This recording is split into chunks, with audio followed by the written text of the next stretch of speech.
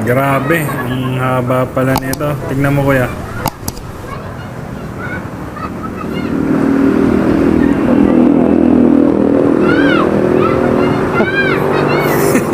Ang haba o, tignan nyo.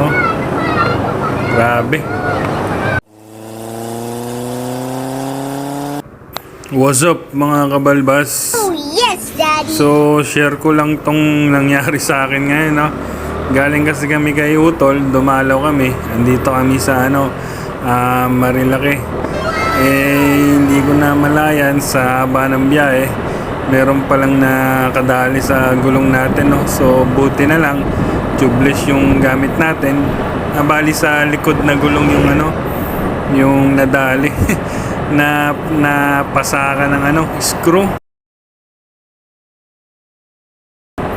Hindi ko rin namalayan, so tumatakbo tayo ngayon. May screw sa gulong natin, no? Sana hindi kumalas. Yari tayo pag na-flat. Mahirap pa naman dito sa sana may madaanan tayong vulcanizing shop na malapit lang at umabot pa tong gulong gulong natin, no? So kapit lang. Sana makahanap agad tayo ng vulcanizing. Grabe, minalas pa. Pero okay lang, tubeless naman, kaya yan. Nadaan-daan lang tayo.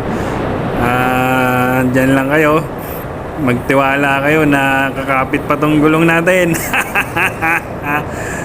Grabe, hindi ko talaga namalayan. Hindi ko alam saan ko na kuha tong screw na to. Saan kaya nadaanan? Ba't kumapit pa sa gulong ko? So, first time to, no? Ngayon sa sobrang tagal na ng motor natin, ngayon lang siya nadali ng screw. So, first time din siyang i-repair. Sana meron talaga tayong makitang malapit dito. Ay, yun, no? Ay, naku, lumagpas. Sana meron pa rito. Diba yan? Hindi ko rin kasi kabisado dito masyado kung anong mga vulcanizing. Sana meron pa rito. Buti ka mo talaga nakita ni Kuya, no? Ako kasi hindi ko napansin. Si Kuya nakita, di bali nung na nakapark na yung motor. Nakita niya na mayroong nakatusok na screw sa gulong. Hindi ko talaga napansin yun. So sana umabot na tayo.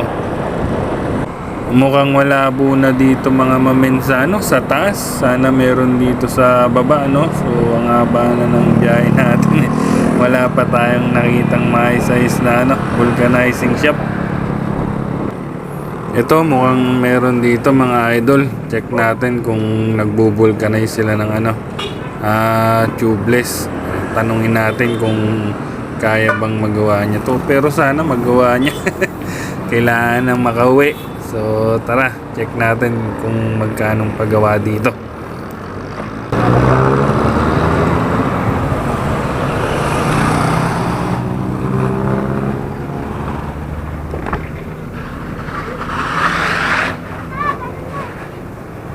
Kuya, meron kayong pang tubeless? Pang tubeless meron kayo? May may screw. Hindi, nalagyan ng screw yung gulong. Tubeless siya eh. Hindi, natusok. Natusok ng screw, tubeless. Pasang. Oo.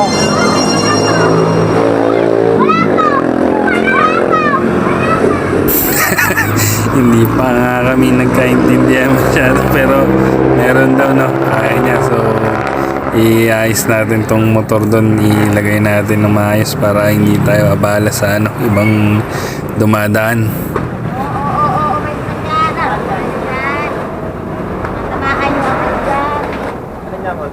Sa likod.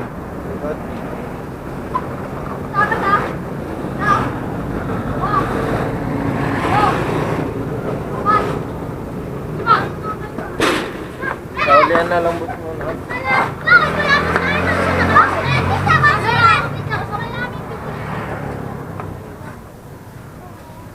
Buti na lang talaga mayroon dito kila Kuya, no? Mukhang mahirap pang tanggalin tong screw na to. Mahaba siguro.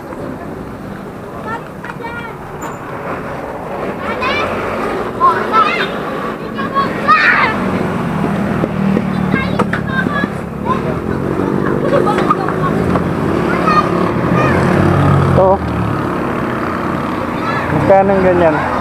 70. Wala ang bawas dyan? Wala na po. Kahit 50 lang. 70 lang po talaga eh. Sige. Buti na lang din talaga naka-tubeless tayo ng gulong. Kung hindi, yari. Mahaba, no?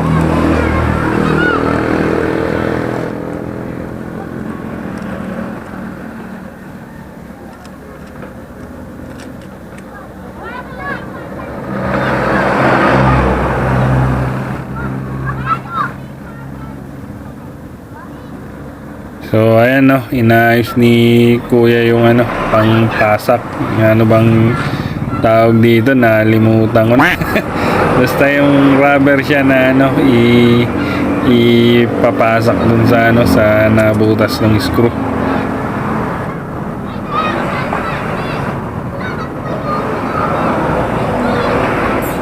Tigas siya mahirap maugot.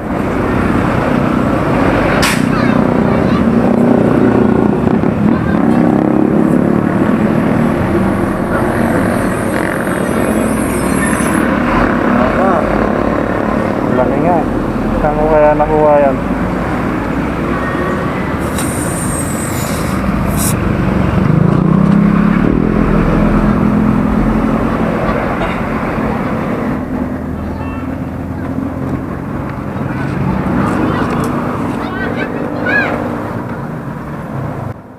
Grabe, ang haba pala nito. Tignan mo kuya.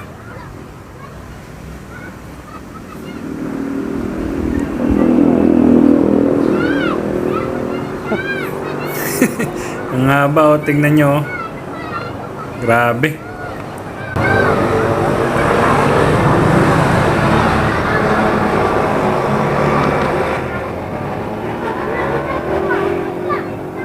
Gawa niyo boss? Ha?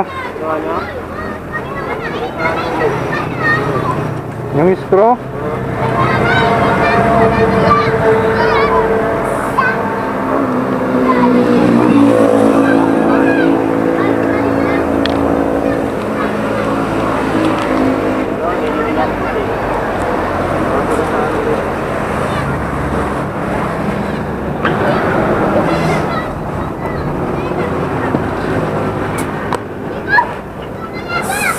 Nanginan.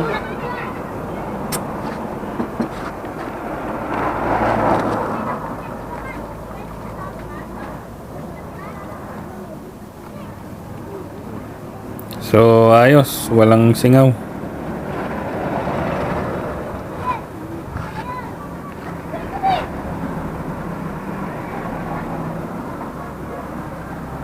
Lahat, 50 na lang eh. 70 lang po tayo.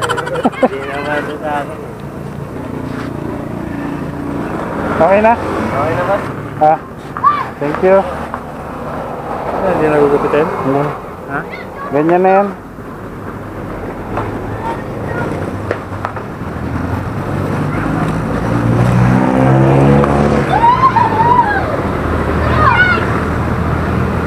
So yun guys, natapos na siya. Sa wakas, okay na yung gulong natin. So ayaw magpahirit 50 eh, 70 talaga. So tayo uwi na ngayon, okay na yung gulong natin.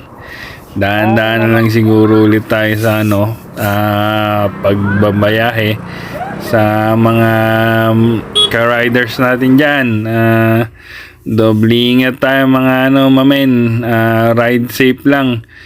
Check natin lagi yung yung gulong natin kasi hindi natin napapansin.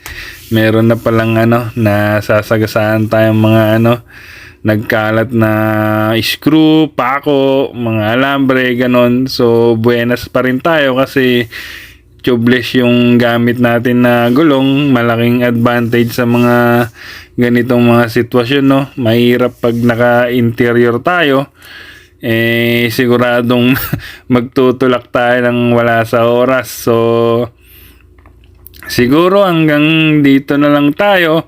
Mababa pa tong biyahe natin. itatapusin ko na dito yung vlog natin. So, ingat lang ulit. Friendly reminders. Ride safe tayo mga idol. So, ito ang inyong Air Max. God bless sa inyong lahat. Peace, yo! Give a damn about a hater when I feel like it. Not today, not today, not today, not tomorrow. Get out my way, please, I'm tryna get paid.